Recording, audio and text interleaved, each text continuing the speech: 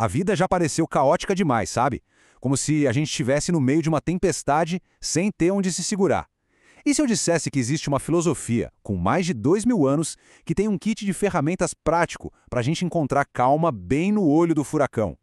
Hoje, a gente vai mergulhar fundo no estoicismo para entender por que essa conversa sobre resiliência e propósito continua tão, mas tão atual.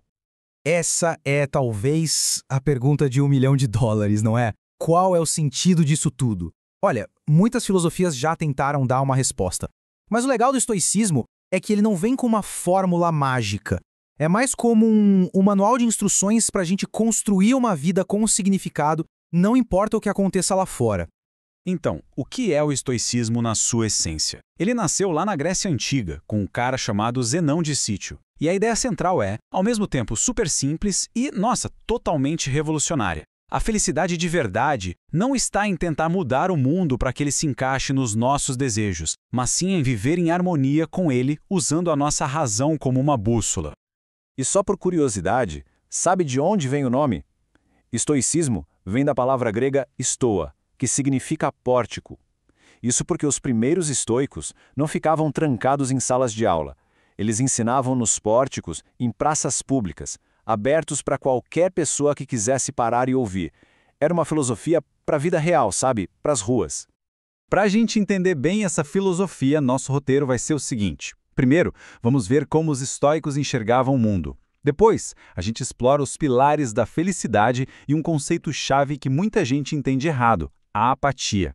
Daí, faremos uma viagem rápida pela história do estoicismo e, por fim, chegaremos no coração de tudo, a ideia de que a virtude é a única coisa que realmente importa.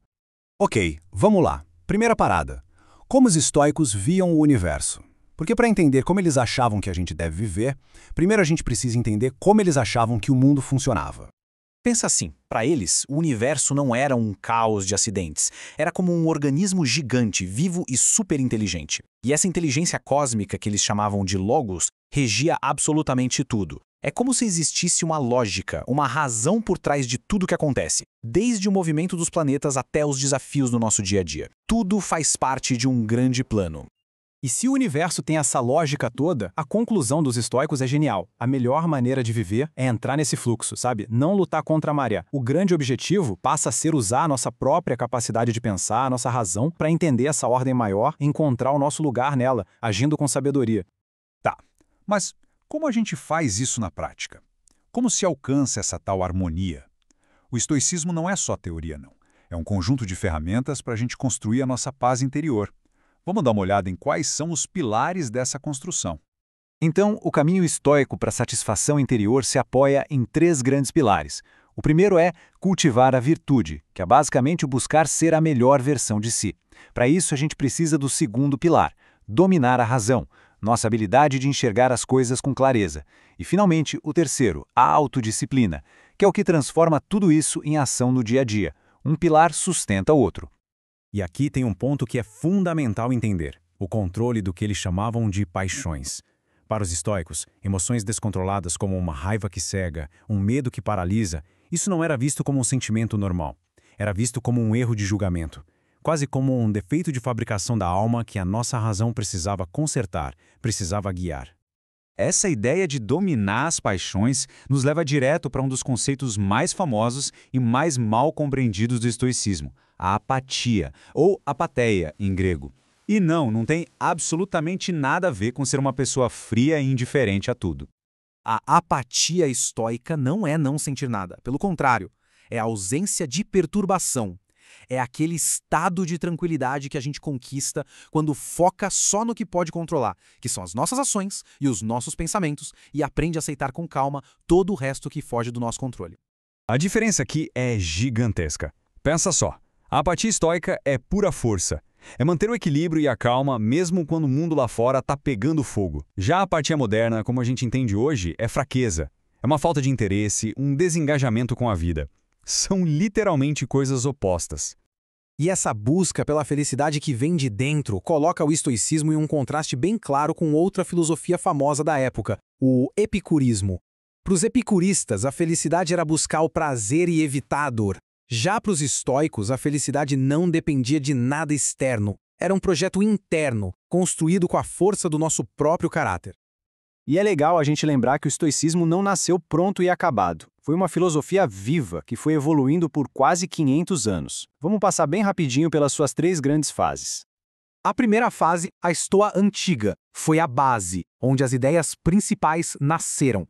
Depois, a Estoa Média foi uma espécie de ponte que adaptou a filosofia para o mundo romano que estava crescendo. E, finalmente, a Estoa Tardia, que é a Era de Ouro, a que nos deu os textos mais famosos, com um foco muito prático em como aplicar tudo isso na vida. E é nessa última fase que a gente encontra os gigantes do estoicismo. E o mais incrível é a variedade de pessoas. Sêneca era um político e um dos homens mais ricos de Roma. Epiteto era um ex-escravo que virou um dos maiores mestres de filosofia. E Marco Aurélio, bem, ele era o homem mais poderoso do mundo, o imperador romano. Isso só prova que o estoicismo não é para um tipo de pessoa, é para a humanidade. Certo, agora a gente chega no coração de tudo, na ideia que conecta todos esses pontos. Este é provavelmente o princípio mais radical e mais importante do estoicismo. Se prepara porque essa ideia desafia muito do que a gente pensa. Para um estoico, coisas como saúde, dinheiro, sucesso ou fama não são bens de verdade. São coisas preferíveis, claro, mas não são o bem maior. O único bem real, a única coisa que pode nos fazer genuinamente felizes e plenos é a virtude, ou seja, a qualidade do nosso caráter.